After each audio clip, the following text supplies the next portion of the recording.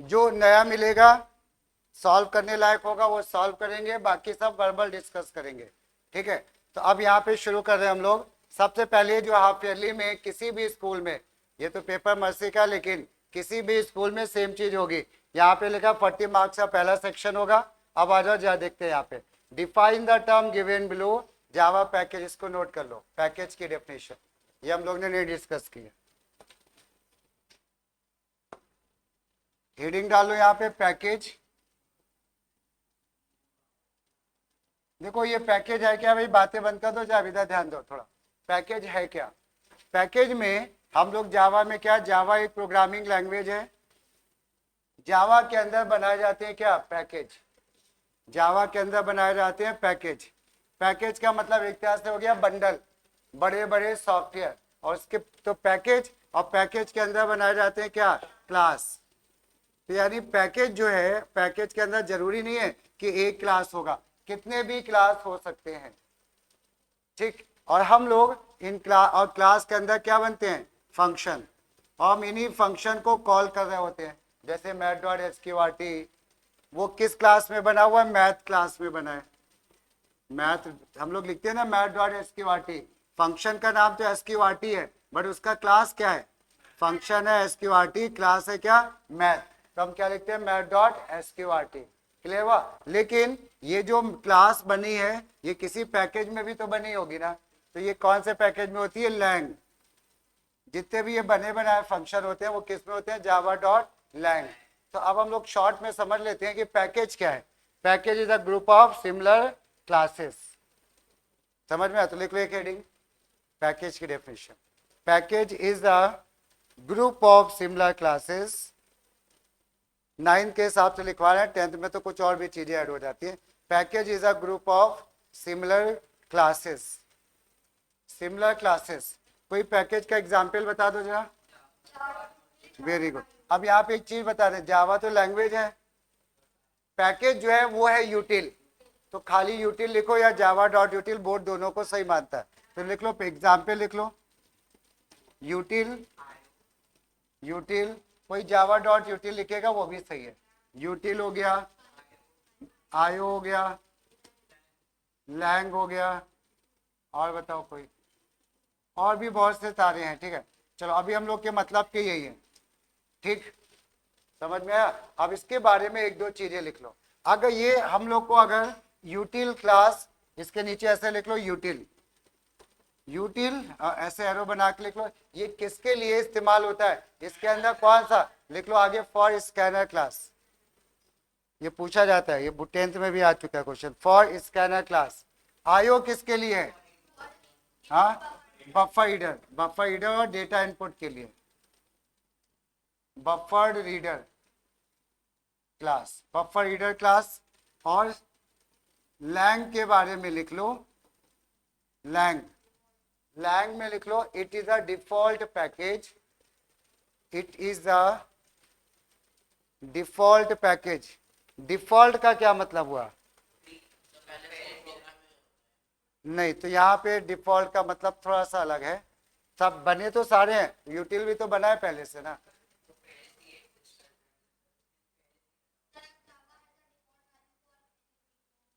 नहीं, थोड़ा सही आंसर अभी नहीं आ रहा है, सुनना बहुत ध्यान से। डिफॉल्ट पैकेज का मतलब ये होता है, अगर हमको किसी प्रोग्राम में हमें स्कैनर क्लास यूज करना है तो इसका पैकेज ऊपर इंपोर्ट करना पड़ेगा कि नहीं, करना पड़ेगा। लेकिन अगर हमको लैंग पैकेज यूज करना है तो लैंग पैकेज हमें इंपोर्ट नहीं करना पड़ता, वो अपने आप इंपोर्ट हो जाता है। पॉइंट समझ, इसलिए बोलते हैं इसको क्या, डिफॉल्ट पैकेज। तो यहाँ पे लिखो it is a default package which is, हाँ हाँ वही लिखवा रहे हैं, लैंग के आगे लिखो it is a default package which is, आगे लिखो और which is automatically import, which is automatically import by compiler। यानी हम लोग इसको इंपोर्ट नहीं करते, अपने आप ये इंपोर्ट हो जाता है। एंड कंटेन्स, और इसी के आगे कॉमा करके लिख लेना, and it contains, lang package की बात हो रहा है, contains all the predefined functions. ठीक, प्री डिफाइंड फंक्शन या प्री डिफाइंड फंक्शन को काट के predefined classes like math, string etcetera. समझ में तो आई गया ना। SQRT, मिन, मैक्स, ये सारे इसी के अंदर अवेलेबल, इसके अंदर मैथ है और मैथ के अंदर वो सब है। ठीक, चलो तो ये हम लोग को बस इससे ज्यादा पैकेज के बारे में कुछ नहीं पूछा जाता है। बोलो बोलो, फिर क्या पूछ।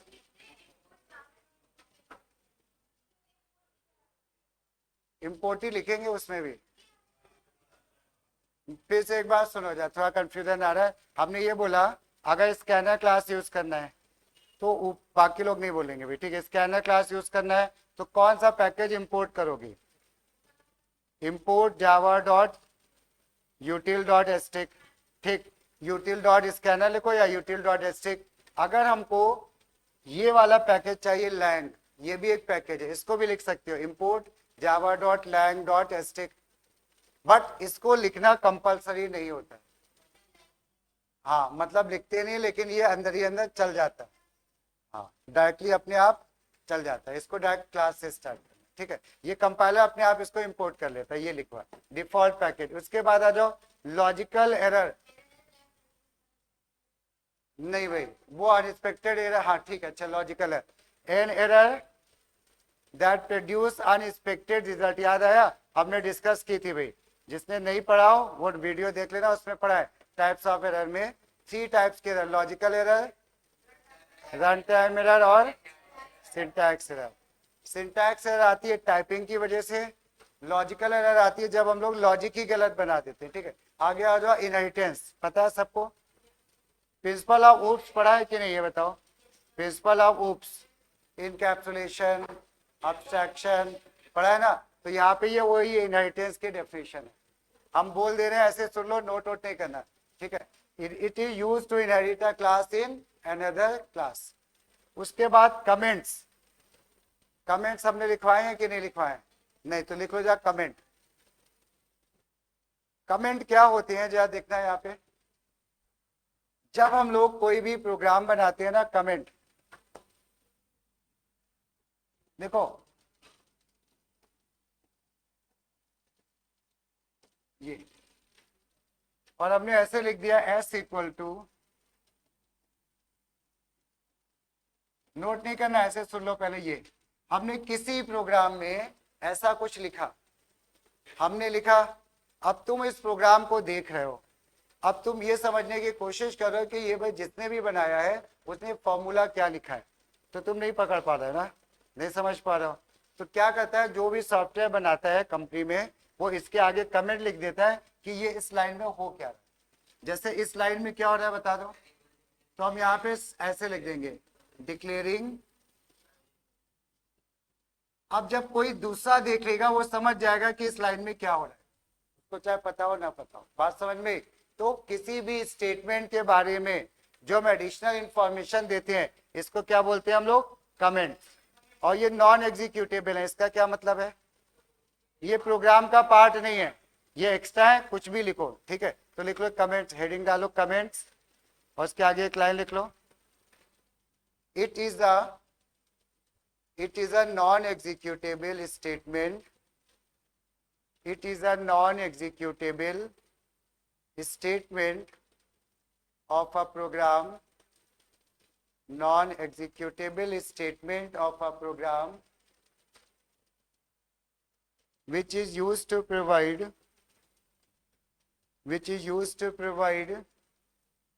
additional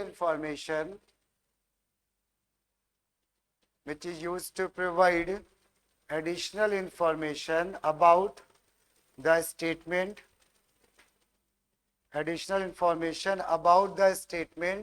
or a program,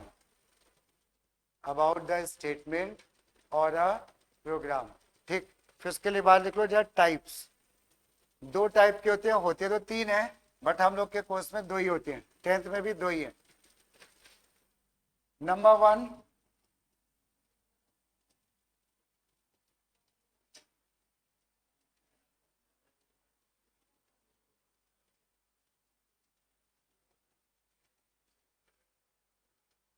single line statement लिख लो इसमें। a statement written WRI, a statement written within a line, a statement written within a single line या within a line एक ही बात है, ठीक है। and उसी के आगे लिखना है a statement written within a single line and it is written followed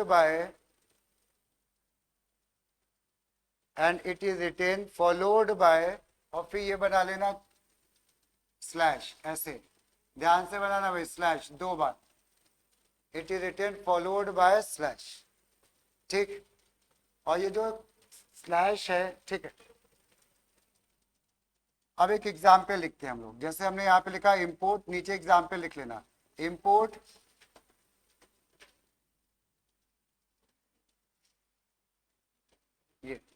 ये बताओ इस लाइन में क्या हो रहा है, बताओ कोई क्या कमेंट लिखोगे? हाँ यहाँ पे वेरी गुड, पीछे आंसर सही है, इंपोर्टिंग द जावा पैकेज या invoking the Java package, using the Java package, calling the, but Java package चीज आ जानी चाहिए, ठीक है। तो इसके आगे लिख लो ऐसे स्लैश करके। हाँ एग्जाम्पल है importing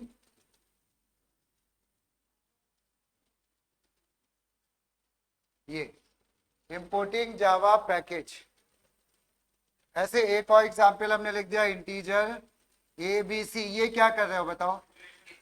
declaring variable, very good, सही है, declaring variable, declaration of variable, variable आ जाना इंपॉर्टेंट है।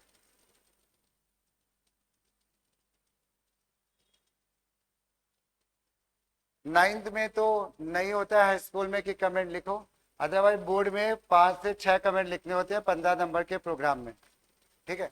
हर लाइन में कमेंट नहीं लिखना होता है, 5 से 6 एक प्रोग्राम। बाकी अभी हम लोग करेंगे आगे। नंबर 2,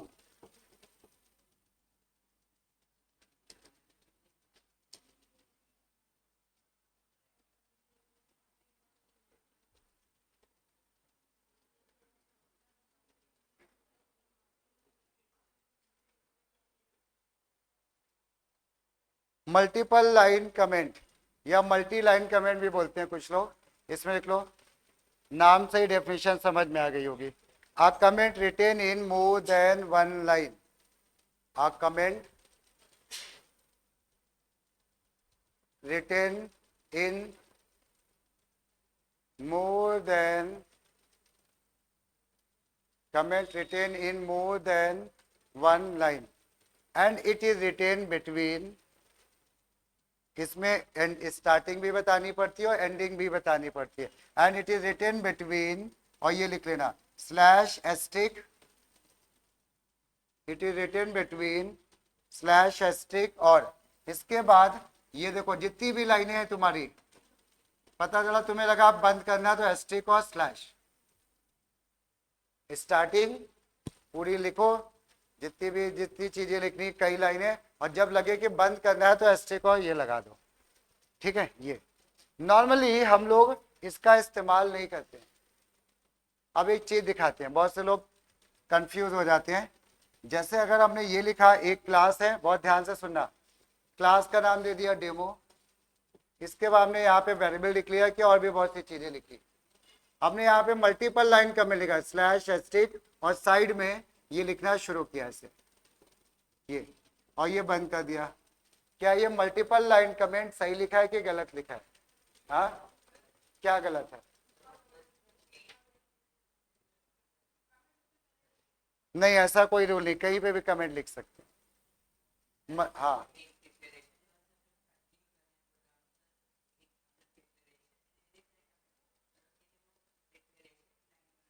चलो सुनो जा, कुछ कुछ इनका सही है या आप बताना चाहे, शायद वो हम नहीं क्लियर कर पा रहे। आप सुनना बहुत ध्यान से, क्या हुआ, तुमने ये कई लाइनें लिखी ना प्रोग्राम की, तुमने कमेंट जो है इस लाइन के लिए लिखा, या मान लो जो भी लिखा हो लिखा, तो अब जैसे ही तुमने कमेंट यहां से स्टार्ट किया, अब पता तुम ये कमेंट तुम्हारा चल रहा है, तो ये जो प्रोग्राम जो था ना वो भी तुम्हारा किसके अंदर निपट गया बताओ, ये भी किसके अंदर आ गया, कमेंट। तो पता चला तुम्हारा कमेंट यहाँ से शुरू हुआ था, ये प्रोग्राम भी तुम्हारा चला गया कमेंट, और कमेंट हमारे डेड स्टेटमेंट होते हैं, ये प्रोग्राम का पार्ट नहीं है। तो तुम सोचा तो ये प्रोग्राम लिखा है, बट वो प्रोग्राम अब रह नहीं गया, तो इसलिए मल्टीपल लाइन कमेंट नहीं लिखते हैं। लिखना हो तो एक लाइन में सिंगल लाइन लिखो, कंटिन्यूएशन में एक और लगाओ, और ये लिखे कहाँ जाते हैं, शुरुआत में स्लैश ये, जैसे को हमें लिखना है कि ये प्रोग्राम किस बात का है, ये प्रोग्राम मान लेते हैं प्राइम नंबर का है, तो हम लिखे this is the program for prime number which check the number of factor and all, ये क्योंकि प्रोग्राम तो हम बाद में लिख रहे हैं ना, उसका कोई पार्ट उसके अंदर नहीं आ रहा, चलिए हुआ। तो ये हमारा मल्टीपल लाइन कमेंट होता है, समझ में आ गया। चलो इसको अब हम लोग जरा आगे बढ़ाते हैं, अगला क्वेश्चन देखते हैं।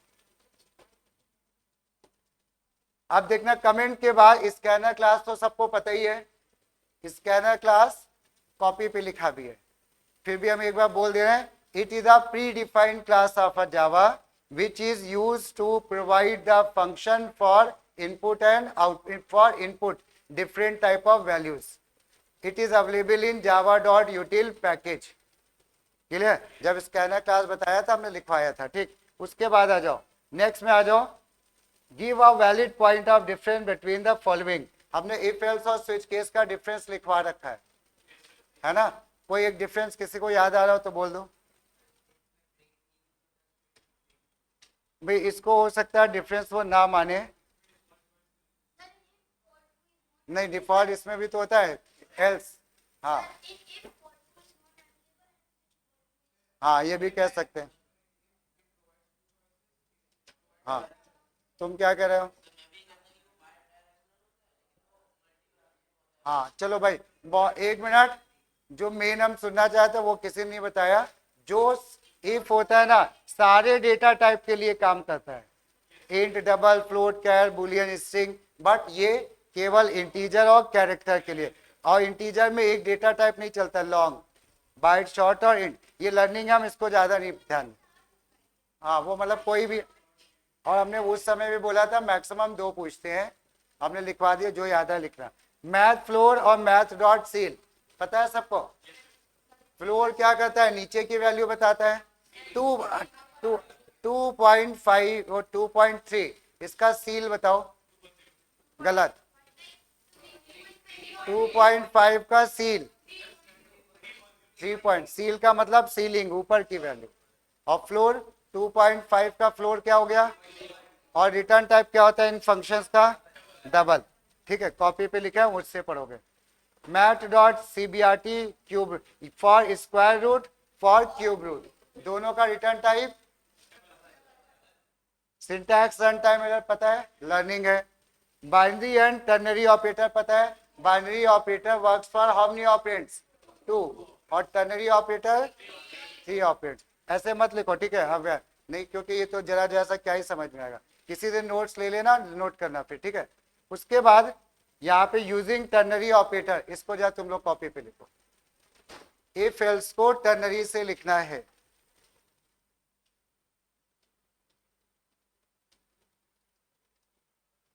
ये वाला क्वेश्चन है 3 का पहला, टर्नरी ऑपरेटर याद आ रहा है, क्वेश्चन मार्क और कॉलन लिखो।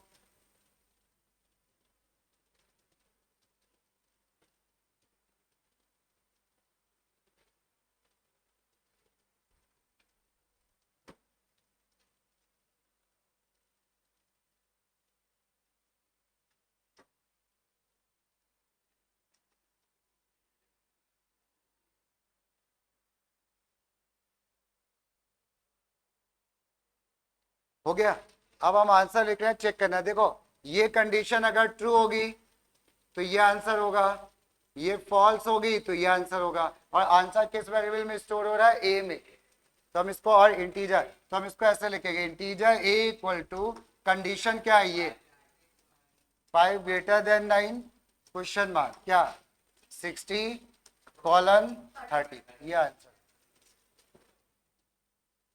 इसको एक तरह से और भी लिख सकते हो तुम, 5 greater than 9, question mark, int a equal to 60, हाँ हाँ, नहीं क्वेश्चन में लिखा है इसलिए लिखना इंपॉर्टेंट है, नहीं तो जरूरी नहीं था, colon colon int a equal to 30, ये भी लिख सकते हो, बट पहले वाला ज्यादा सही है, ठीक है। लगा सकते हो, ब्रैकेट एक्स्ट्रा लगा सकते हो। अब आ जाओ इसके बाद अगला क्वेश्चन, यूजिंग इफ एल्स, इसको इफ एल्स से लिखना है, इसका उल्टा। ये एक तरह से उल्टे क्वेश्चन है ना, लिखो जा इसको, इसको इफ एल्स से लिखना है, टर्नरी से लिखा है, इफ एल्स से तुम्हें लिखना है। क्वेश्चन नंबर 2 की बात हो रही है।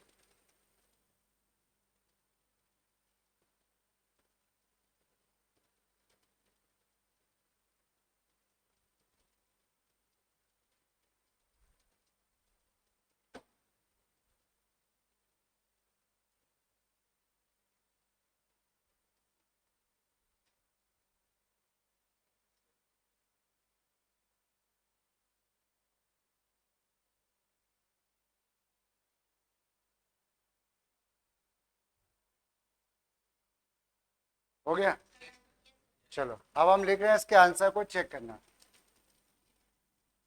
देखो कह रहे हैं इंटीजर कॉस्ट है 200, ये लाइन अलग से लिखी है, और फिर कह रहे हैं अगर ये हो तो ये प्रिंट हो जाए, नहीं तो ये प्रिंट हो जाए। तो यानी दो लाइनें आएंगी यहाँ पे, ये पहले अलग आएगा, ये अलग है ना, और उसके बाद ये लगा टर्नरी ऑपरेटर, तो ये इफ एल्स में जाएगा। तो हम इसको लिखेंगे कैसे, देखना कैसे स्टार्ट करेंगे बताओ। ये इंटीजर कॉस्ट इक्वल टू 200, उसके बाद ये वाला पार्ट प्रिंट हो रहा है, ध्यान देना ये प्रिंट हो रहा है ना, प्रिंट। तो हम लोग इसको एसओपी, तो हमने लिखा इफ क्या 2000 एसओपीएलएन, और एल्स में क्या, समझ में आया, इक्वल टू लगा है। अच्छा भाई, ग्रेटर देन इक्वल टू भी लगा है, तो इक्वल टू लगेगा यहाँ पे। जितना लिखा है उतना ही लिखना होता है, कम ज्यादा नहीं करना है, ठीक। चलो अगला क्वेश्चन आ जाओ, ये आउटपुट का है, कोई बोलेगा नहीं, कॉपी में लिख लो, फिर हम बताएंगे तो चेक करना है। स्विच केस के आउटपुट का क्वेश्चन, चलो ये आ जाओ क्वेश्चन नंबर 4, इसका जो आउटपुट लिख डालो। और ये 4 क्वेश्चन है, ध्यान देना, इधर सुनो, 4 क्वेश्चन है। जब सी एच की वैल्यू सी है तो क्या आएगा, सी एच की वैल्यू एफ है तो क्या आएगा, कॉपी पे लिख डालो, कोई बोलेगा नहीं, ठीक है। चलो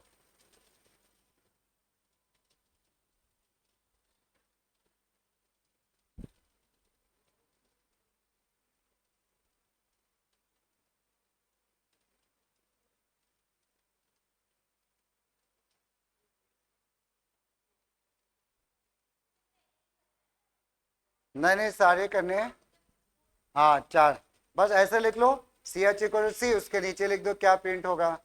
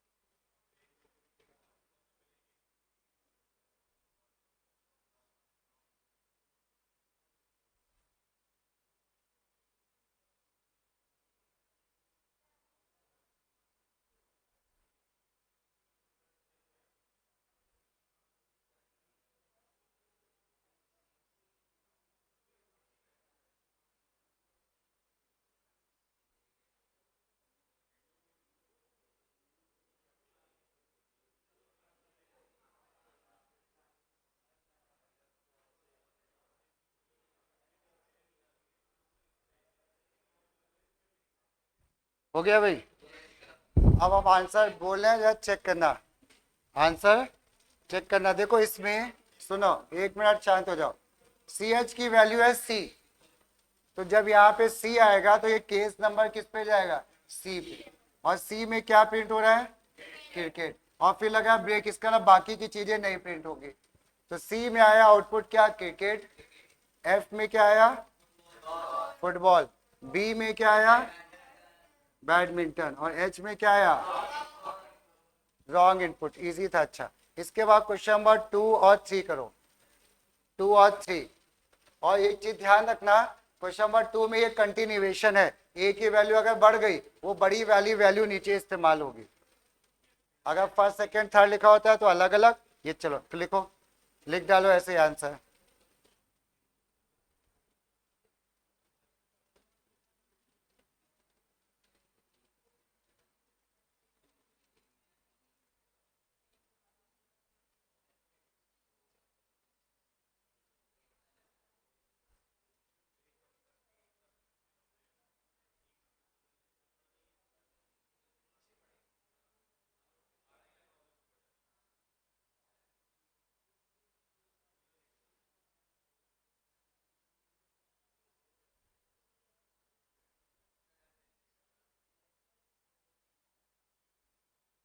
उसके बाद वो भी करना है तीसरा वाला, दूसरा और तीसरा दोनों करने हैं। हो गए?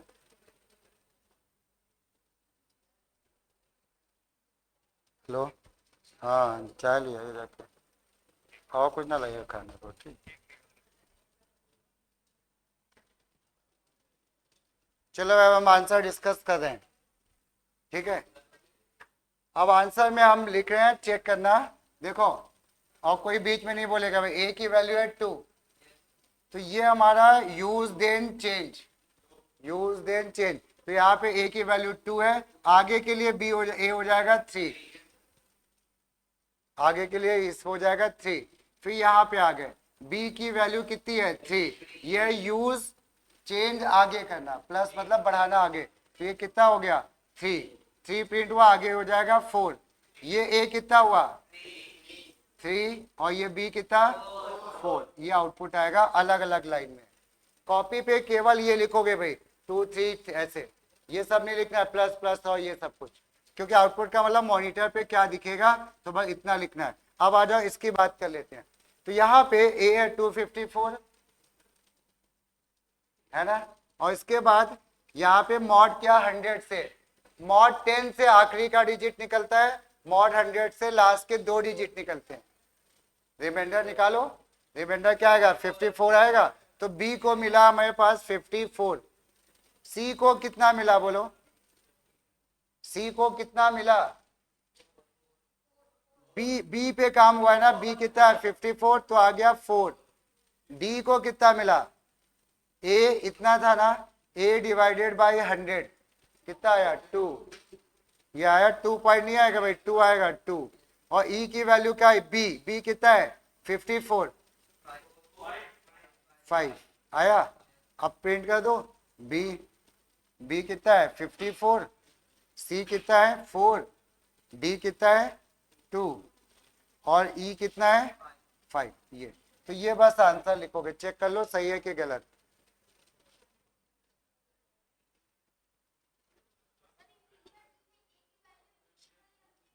इनिशियल नहीं, जब ये मॉड निकालते हैं तो वो खत्म थोड़ी ना, उसकी वैल्यू नहीं चेंज होती है। मिल गया भाई आंसर सबको सही। चलो अगला क्वेश्चन आ जाओ, अगला क्वेश्चन आ जाओ नेक्स्ट में, एक क्वेश्चन नंबर 4 और 5 इसको भी करो, 4 एंड 5 जल्दी करो, क्वेश्चन नंबर 4 एंड 5 का आउटपुट का क्वेश्चन है ये भी।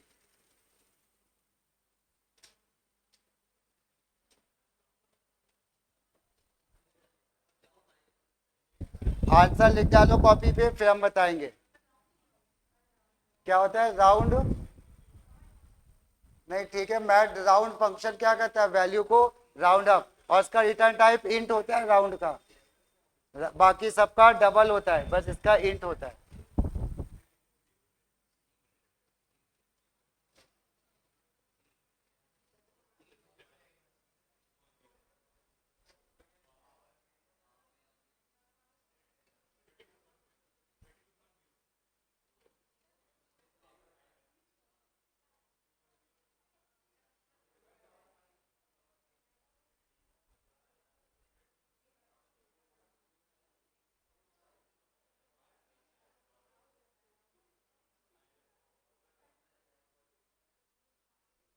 दोनों क्वेश्चन करने में 4 और 5 दोनों,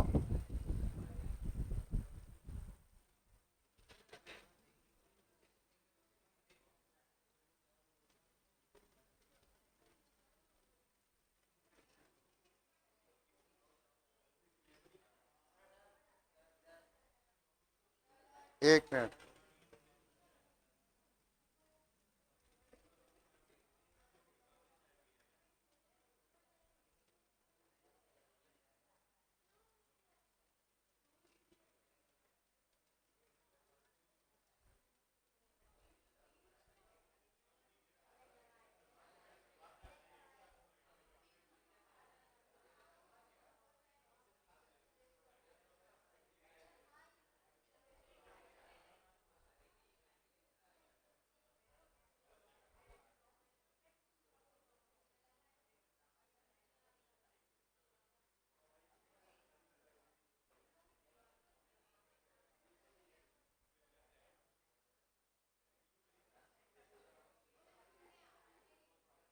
एक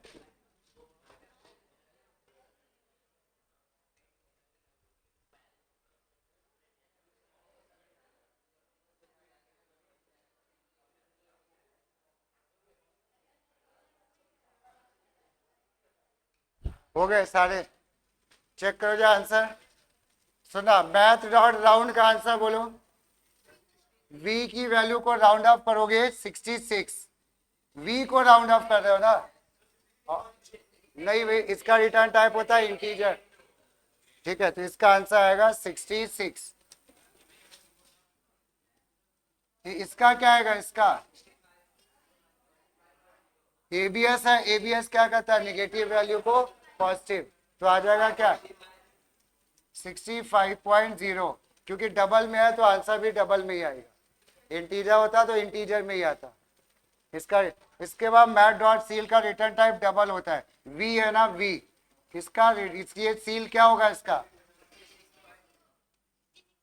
अरे अरे ये किसके किस 67.0 भाई। ये राउंड ऑफ नहीं है ये।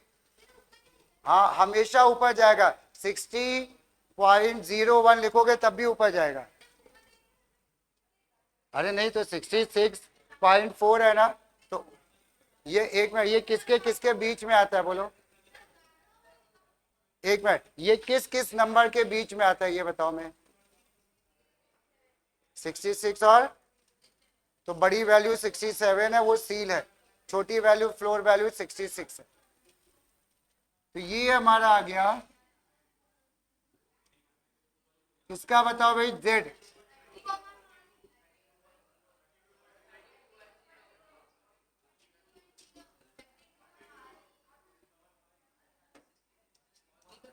ये है 32.0। सही है ना?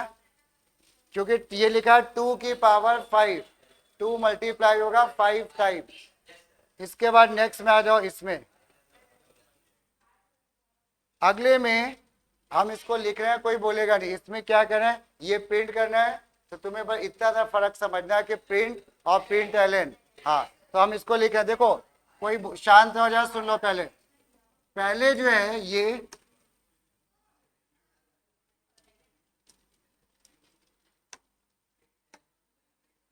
सबसे पहले तो ये आई प्रिंट करेगा। आई प्रिंट करने के बाद ये प्रिंट लगाना। कर्सर नहीं चेंज होगा, वहीं पे रुका रहेगा। जहां पे रुका होता है वहीं पे प्रिंटिंग होती है।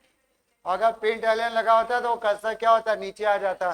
तो जब ये आई प्रिंट हुआ, उसके बाद ये पहले प्रिंट करेगा फिर एलन करेगा, लाइन चेंज। तो आ जाएगा आई लव। और ये स्पेस नहीं आएगी बीच में, ध्यान देना। लव और प्रिंट एलन है ना।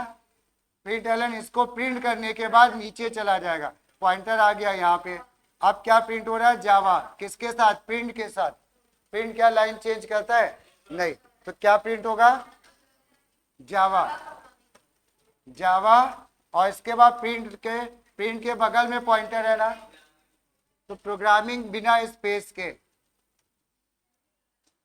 ये आई लव बिना स्पेस के, जावा प्रोग्रामिंग बिना स्पेस के। क्लियर हुआ? तो ये ऐसे प्रिंट होगा। इसके बाद जा क्वेश्चन नंबर 1, 2 और 3 ये भी करो। चलो जल्दी से कर डालो वो ये वाला। अच्छा, क्वेश्चन नंबर 5 करो पहले। तो 5, क्वेश्चन नंबर 5 कर डालो जल्दी से।